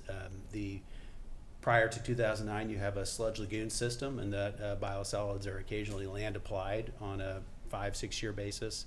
The 2009 project added a parallel biosolids process called sludge reed bed. So you've got two biosolids treatment processes at the site that are both sized together to handle the biosolids from a 10 MGD facility. So the good news is that there's been a lot of investment that the city has already made in your facility, and those investments, and we'll talk about that on the slides as we go through, are really going to help implement this upcoming project. So in this facility planning phase, one of the key aspects of it is the alternatives evaluation. So Matt talked earlier about the development of flows and loads and making sure the facility is appropriately sized, but there's also an analysis that goes into the ultimate recommended improvements that would make into it. So that's basically developing the list of alternatives, evaluating those alternatives, and then selecting the recommended alternative that would be implemented in the project. And the thing I wanted to point out is that entire process was done with your plant staff. So meeting with them at an early stage, they know the plant better than anyone. You have great plant staff as well as public works directors and Adam as well. But we've basically, in a workshop setting, worked with them and going through and identifying those alternatives and also how they're scored. So one of the first aspects is developing a criteria of which the alternatives will be evaluated, and then ultimately how they're scored and get recommended. And those got wrapped up into this alternatives analysis memorandum. And then as we go through these next slides, we're going to be going through, out of each one of those alternatives analysis, what was the recommended improvement. This is a brief overview, and I apologize, there's a lot of these slides that are very technical in nature, so I'll try and talk to them through a high level. But on this slide, you see at the top there a schematic of your liquids processes, and at the bottom are the solids processes. So those are really the two trains at your treatment plant. The facilities that have red boxes around them would be new unit processes that would be instituted as part of this project. And as Matt was talking earlier, you will be getting new treatment limits for nutrients, and that's total phosphorus and total nitrogen. But there's also some more stringent regulations with respect to effluent ammonia due to some recent state criteria changes. And so the two boxes in red are new processes to address those. So as we go a little bit further into the individual facilities, so we'll start out with the liquids improvements. You have two pump stations. As part of that 2009 project, there was a new raw wastewater lift station number 1 that was constructed on the south side of the existing treatment plant site. This project will be addressing improvements that are needed to raw wastewater lift station number 2. So that station did not get addressed in the last project. There is facilities such as influent pumps that are in there that are aged and require replacement. There's also just some space conditioning items for lighting, electrical, HVAC that also need to be upgraded so that facility can continue to be used. And then on the headworks side, so after the flow gets pumped to the facility, it goes through screening and grit removal. The headworks, that is the building shown on the bottom left of this slide, that was part of the 2009 project. But that is a very harsh environment due to hydrogen sulfide and other types of gases that can be detrimental to equipment. So there'll just be some minor improvements there to replace items that have degraded over time. And getting into some of the new facilities, so we talked about a nutrient limit for phosphorus. That will be a new limit for the facility. There's two ways to address that. You can address it biologically or chemically. It's typically prudent to do both because biological phosphorus removal has a lower overall operating cost than chemical does. And so we're proposing to construct 2 new anaerobic selector basins. And basically an anaerobic selector basin is creating the right environment for the bugs to do the job they need to uptake phosphorus into their cell organism, and then you waste them out of the system to ultimately reduce the phosphorus concentration that's discharged to the receiving stream. The good thing is the 2009 project contemplated these future improvements, so there's site space allocated for them. There were also, when new motor control centers were constructed, those loads for the electrical equipment that would go in there were accounted for. And there'd be 2 basins, one to serve the lower train that was prior to 2009 and one to serve the train that was built as part of 2009. And then aeration basin number 1, that was again the primary mechanical treatment system prior to the 2009 project that all flows were treated through. It's shown in that picture on the bottom left there.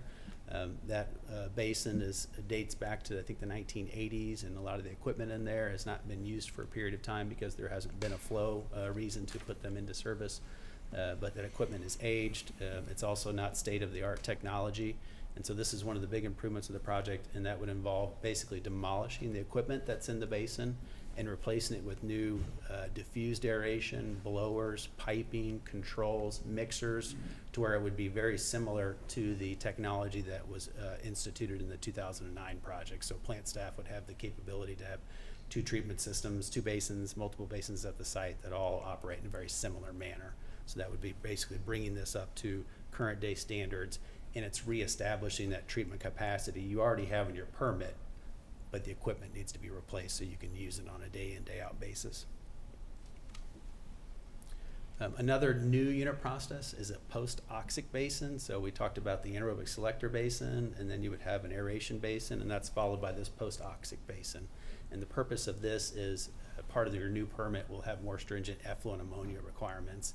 And this basin helps you polish that effluent to remove additional levels of ammonia before it goes to the receiving stream. So it's basically another tool in the toolbox to give your plant staff the flexibility they need to manage multiple constraints of the plant with nutrients and also effluent ammonia. And it's very similar in nature to the other facilities where we'll have an aeration system, blowers that serve that, and then also a gate splitting function to allow them to send flows to the next process. Then moving further into the treatment process, so after aeration, you have secondary clarification and tertiary filtration. For the secondary clarifiers, that's where you separate the liquid and the solids.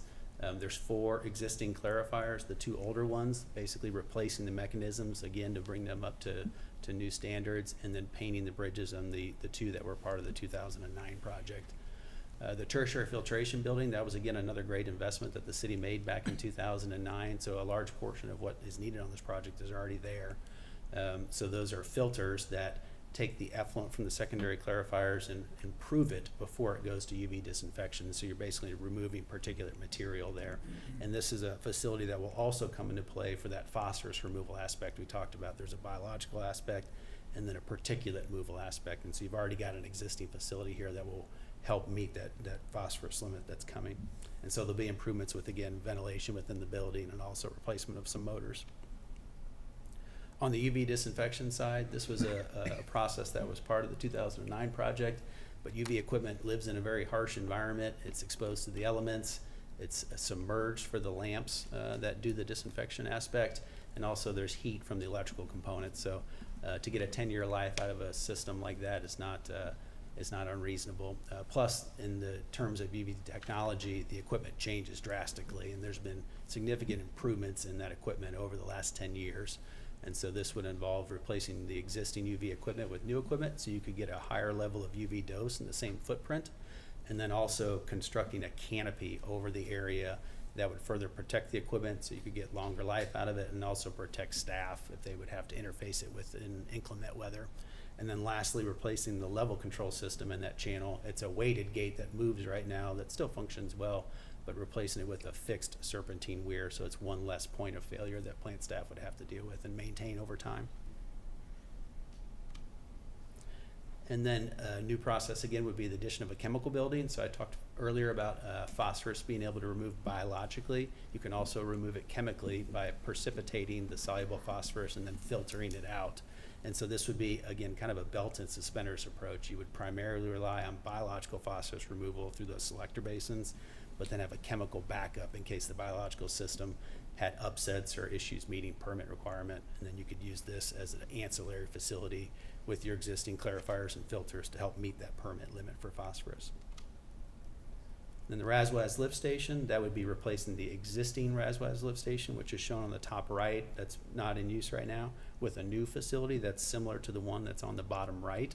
That's Razwaz lift station number 2. That was part of the 2009 project. So replacing that would allow those 2 facilities to work in conjunction with each other and also kind of build upon the similarity of the treatment processes that were part of 2009.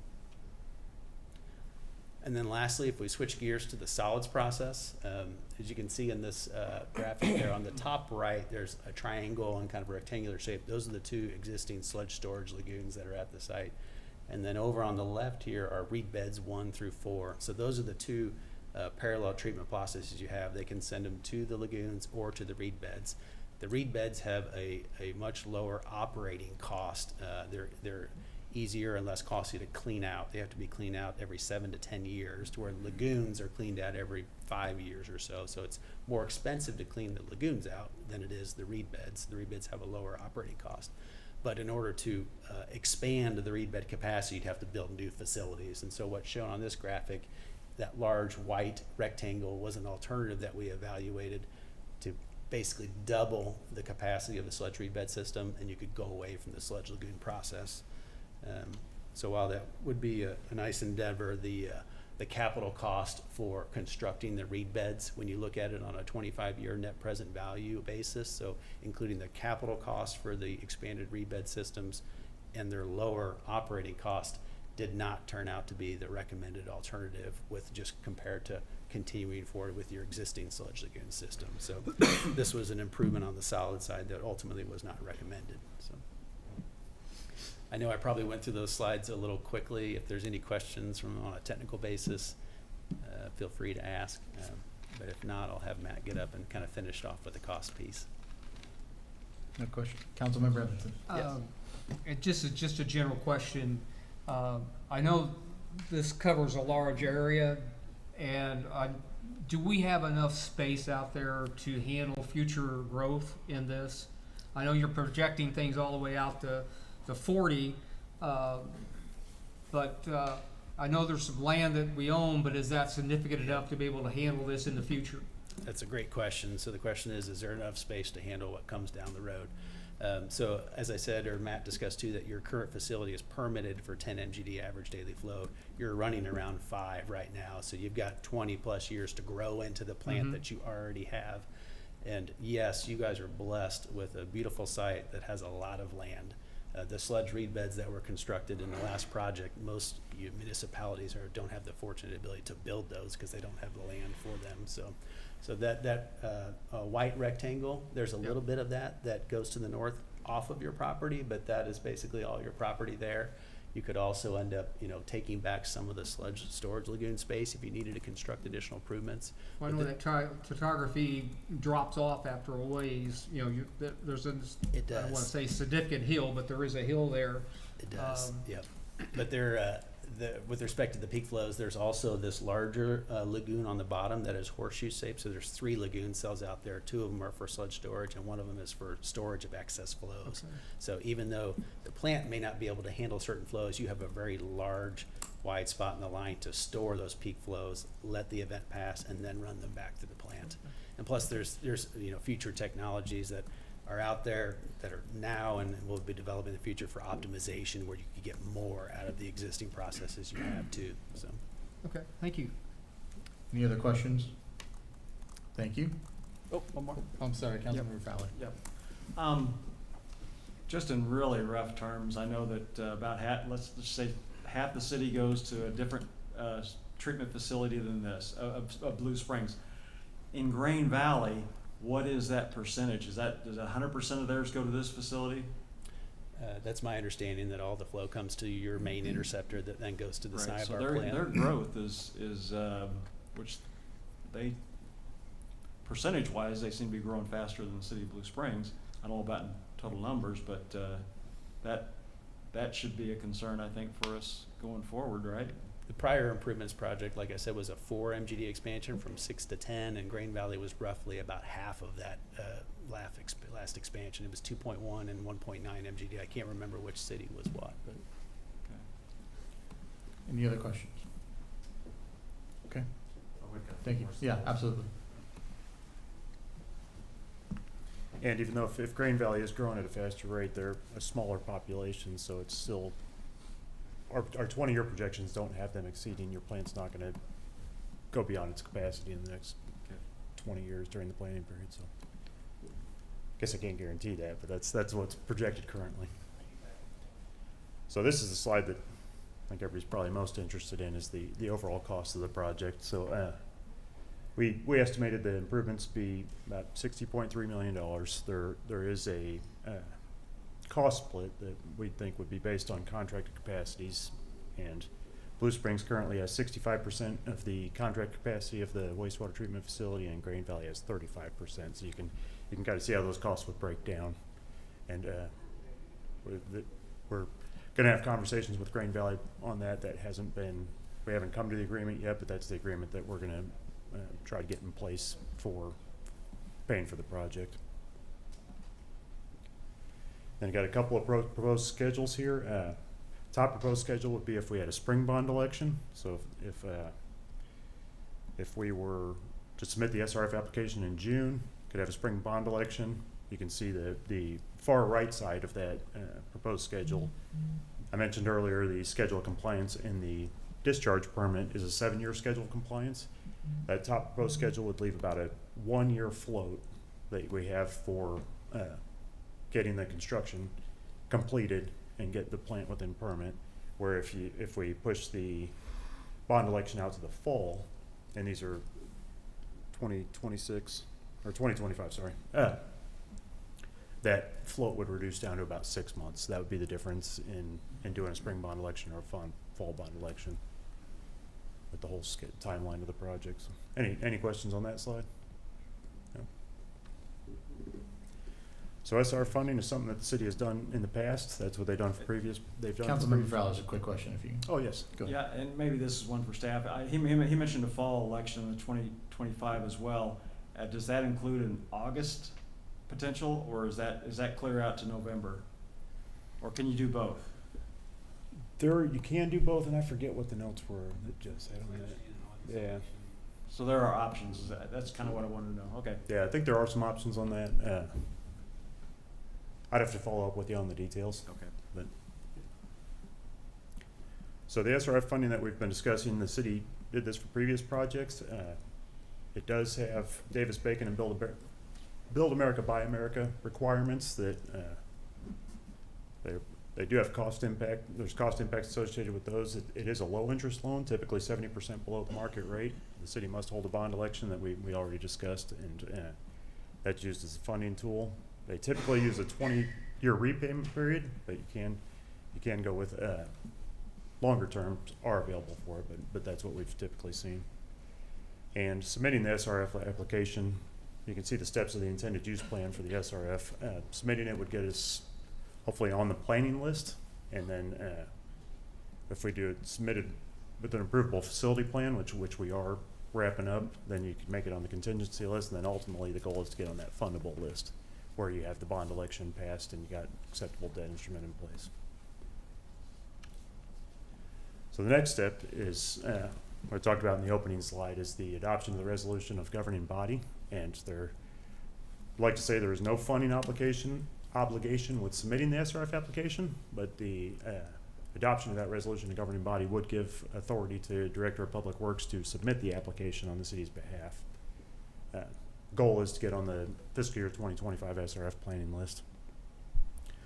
Another next step, of course, is coordination of the cost sharing with the city of Green Valley, and also request for qualifications for design, bid, construction phase services for this project. So if we did a spring bond election, we would anticipate the city would put out the RFQ in fourth quarter of 2024. A fall bond election would be second quarter of 2025. And I believe that's the last slide, so I don't know if anybody Are there any questions for staff or our guests? I guess I have a question. What's the benefit of the SRF funding? What kind of dollars can we expect to receive of it? That kind of thing. It's just a very low interest rate. It's a low cost funding, I guess, as opposed to other Us fully funding it through our own bond election. Okay, Yeah. Gotcha. Yeah. Okay. And I guess I do have a question. I see, proposed resolution here, but then I also see the RFQ. It does have two options there of the spring or the fall. Does that have to be determined when the resolution is passed? No, that is separate. These are just next steps. So that's just we wanted to let you guys know that you will see items coming before council in the future, and that's one that will be coming down the road is a RFQ going out. Tonight we're just looking at the adoption of resolution of governing body. Any other questions? Take a page out of the former mayor's. If you want your toilet to flush when you hit the button, you're gonna have to take care of this in the next few years. So we need a motion then to direct staff to pursue the SRF application. So move. Second. Any further discussion? Okay. Is this just a voice vote? All in favor, aye? Aye. Any opposed, same sign. Okay. Next item is a discussion having to do with inoperable vehicles. Councilmember Kaler, Councilmember Culpepper, who wants to start? I'll take it. Okay. Well, this is an issue that's been ongoing for quite some time. And in District 1, we've had several complaints on vehicles that are parked, yet codes cannot write citations because they are not so-called inoperable, but they have tags that are all the way back to 2005, and there's one that's 2016. This has gone on since, I believe, even when I was on the Public Safety Advisory Board, and it's filtered through two of our past city attorneys, and fell in the lap of our present one. And I think it's time we start doing something about this to kind of clean up our neighborhoods. There's no point in keeping vehicles just sitting there and kind of rotting away without being licensed. And there's a couple of actually 3 cities that have a comparison, and our city attorney could fill us in on exactly what he had done at another city. But I think we need to move that direction and have staff come up with a ordinance to take care of this. Any other discussion? I think all neighborhoods around town have at least one of these incidences. Some areas are more notorious than others, but I think we need to address them. We don't need these vehicles sitting forever and ever. We can't store units. Councilmember Fowler. Yes, Your Honor. I guess I certainly agree that we do have some nuisances, and I notice that we do have in the enumeration of nuisances, it sounds like that we kind of cover some of these situations already, but I also wonder, there's the enumeration of nuisances, and any partially dismantled, non-operable wreck, junk, discarded motor vehicles or trailers. And it doesn't say anything about tags or not tags. It seems like we ought to be able to enforce that. Is that whether it's got tags or not? We can enforce that. Not if it's parked in the private property under the current sections of the code. It is not written in there. Under the current code. That's under the current code. That's But correct. you could come back with something, though, correct? Absolutely, yes. I guess there's an exemption in here if it's in an enclosed building, which is on private property. So what says that it doesn't cover private property? Because it says if it's in an enclosed building, it's okay.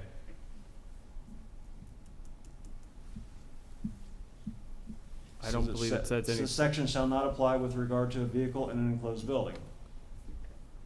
Correct, but I don't believe it shall be unlawful to park a trailer or other motor vehicle on any street. I'm certainly not pointing at that paragraph. I'm Okay. 245.160. I agree that paragraph that you were in is about what is on our city streets. Right. It doesn't cover private property, but the one up here, if you read that, it does say it shall not apply with regard to a vehicle in an enclosed building. That's correct. Which sounds like that's on private property, so why if it's not in a enclosed building and on private property, why wouldn't it cover? I apologize, I misunderstood. There's nothing in the code that currently makes having a vehicle that is not current with the license plate registration or having license plates or expired tags a violation. Any of the defined characteristics of a vehicle, such as being dismantled, non-operating, wrecked, junked, or discarded, do qualify that as a violation. All of those can be parked in a garage, and Right. staff cannot regulate that if it's parked in a garage according to that section. Right, but if it's not in a building, if it's wrecked or junked in the driveway, it sounds like this could be. Yes, and this is what we use Okay. if it is dismantled. I think the clarification is what Councilmember Kaler and Culpepper are asking to add is licensing in a driveway. So these currently can be enforced, what you see now. That What could be. cannot be enforced is an unlicensed vehicle in a driveway, not in the garage. Well, and I guess that leads a little bit to, I just wonder about selective enforcement. And I think we got the same problem today, don't get me wrong.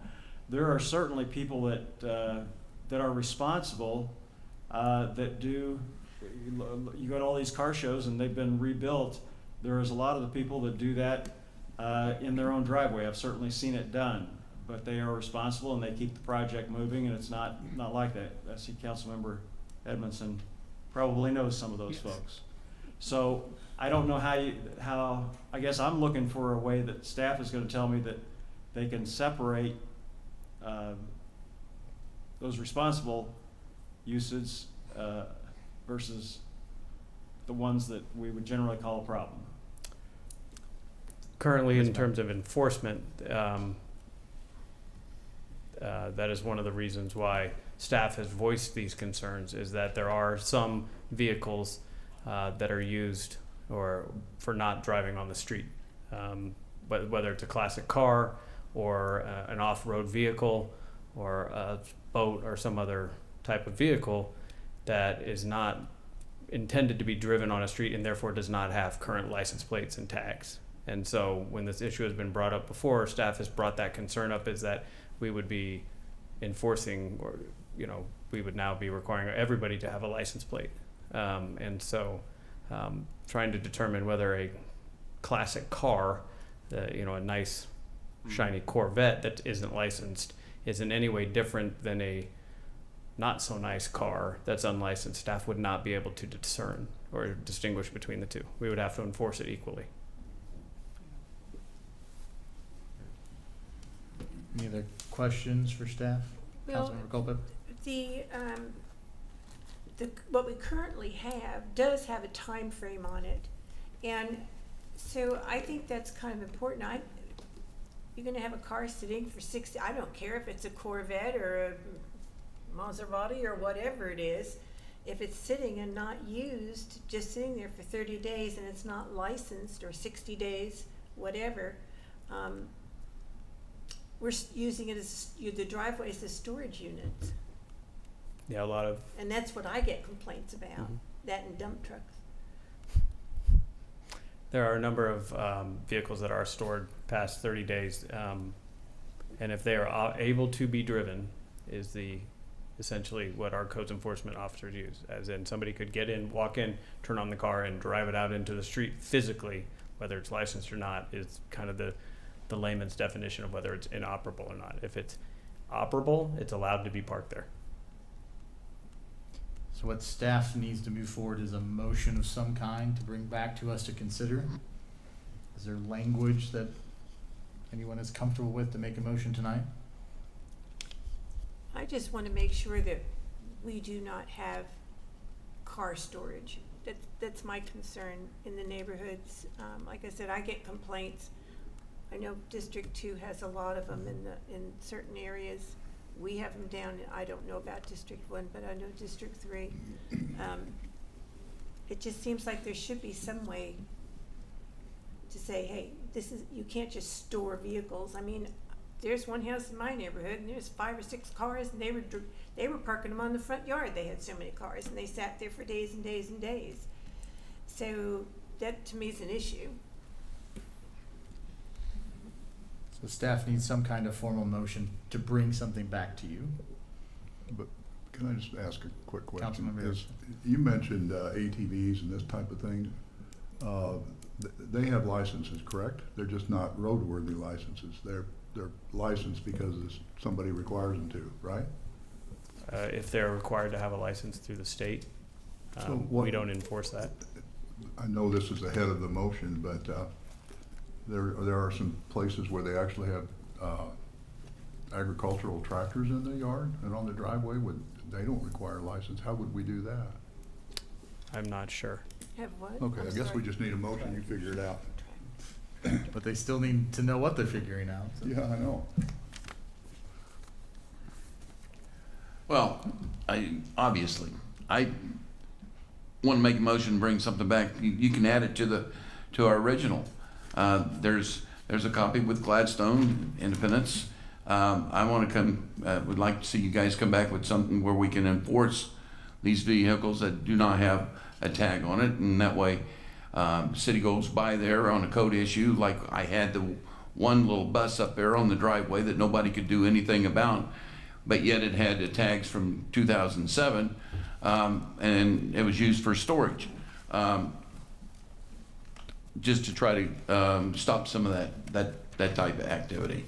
and just clean up the areas. I add something to the effect of the being licensed. I don't have a problem with a 30-day, giving them a 30-day like you do every, but I don't want a 30-day and a 30-day and a 30-day. Let's go do a 30-day and then let's write it. But that's what I would like to see, is come back with something for the unlicensed. So maybe ask staff to look at those existing the communities that have an existing ordinance and see if any of that would be applicable to our situation. Councilmember Kaler, I'm gonna take that as a motion to direct staff to bring us back some options. Thank you, sir. I'll second that And I have a motion. second from Councilmember Erickson. Staff, do you need further direction besides that? You're on. No, I don't believe so. I think Okay. I'll defer to Councilmember Fowler. Discussion, Councilmember Yeah, Fowler. there you go. Again, I certainly understand the point that Council Members Kaler and Culpepper are trying to bring forward, and I certainly don't. I have that problem too, and it'd be great to see it solved. I'm just worried about selective enforcement. I certainly think that there are options in 245.160 today, and then also our definition of an inoperable vehicle should give us some opportunity of enforcement. But again, I think there is plenty of times where there are law-abiding citizens that are responsible in doing their hobbies, and they should be allowed to do their hobbies. Okay? Any other discussion? Okay. That, all in favor, aye? Aye. Any opposed, same sign. Okay, staff is so directed. Thank Since we're still on this issue, the next item is visitors. I do have a speaker appearance form from Mr. Doug Stazer. Doug, do you have anything to add on this topic? You have a couple of minutes to do so. Thank you, council members and Mr. Mayor. I live in the old Kings Ridge area of the city. And we have numerous vehicles around there. Have a white Continental just around the corner from us. Have been sitting there 6 years with no plates on it at all. It's dirty. It's sunk down on the rear. Has leaves all built up around it, which is a harborage for rats, other animals. We got some other vehicles there that are been there since their tag is 2015. The truck hasn't moved since then, since they moved in, and they're using it for storage. We call codes, they come out, write them up, they pull stuff out, then they start putting it back in again.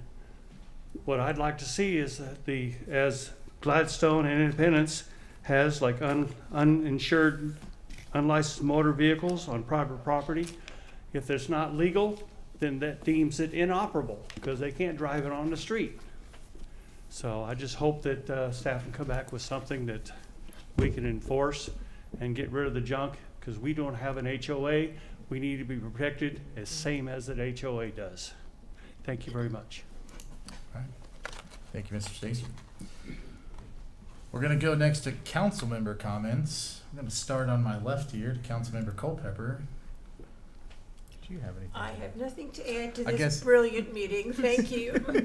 Let's do that. Does any council members have any comments for this evening?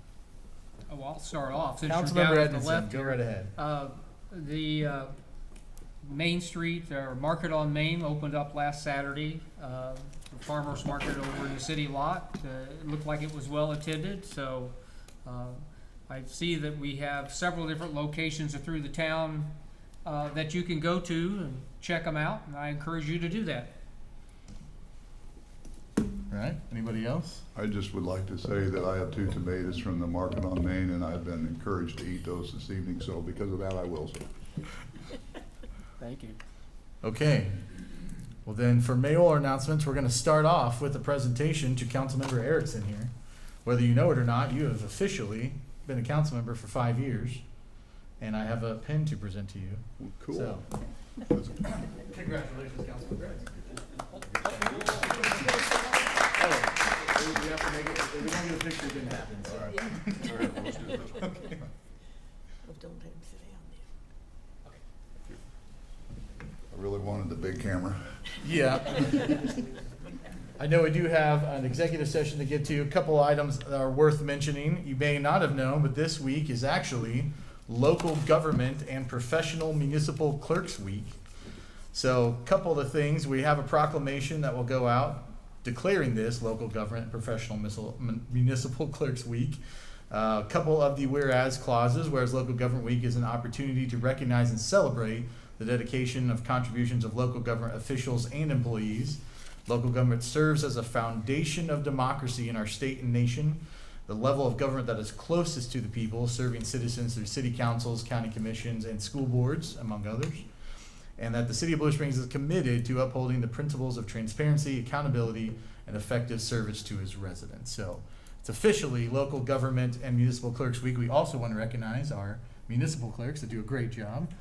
I think even the assistant to the city administrator was the city clerk of the year just a couple of years ago. So we are well represented from staff here at Blue Springs. Next week, before our next city council meeting, is also National Police Week. And we will recognize the fallen officer memorial next Thursday, the 16th, right out front here at the flagpole. Chief Munns will have a presentation. We also have some speakers coming for that as well. We've been fortunate, chatted with Chief Munns before the meeting. We have never had a line of duty death here in the city of Blue Springs. The chief had mentioned the last couple of years we did some research, and back in 1923, we had a deputy city marshal, was not a city employee, he was not a city department at the time, that was killed in Main Street to an incident. But we've been fortunate, and we will continue to be fortunate, right, Chief? In keeping Blue Springs safe. But National Police Week, recognizing those fallen officers, the information I have here is since 1786 is the first recorded death. There's been more than 24,000 law enforcement officers killed in the United States in the line of duty. So it's one of those things we wish we did not have to recognize, but we do want to recognize the ultimate sacrifice that those members make. So that will be next week. And finally, on the consent agenda tonight was something we talked about at the work session last week. The City Council approved the creation of a downtown master plan implementation task force. It's a mouthful just to say we want to get some stuff done downtown. I see 2 members of that task force in the audience. There were several others that have since left. But you guys are going to get some stuff done, right? Okay, I see the head nods. The master plan was approved in March, and City Council approved that, and so we have some momentum, and we don't want to lose that.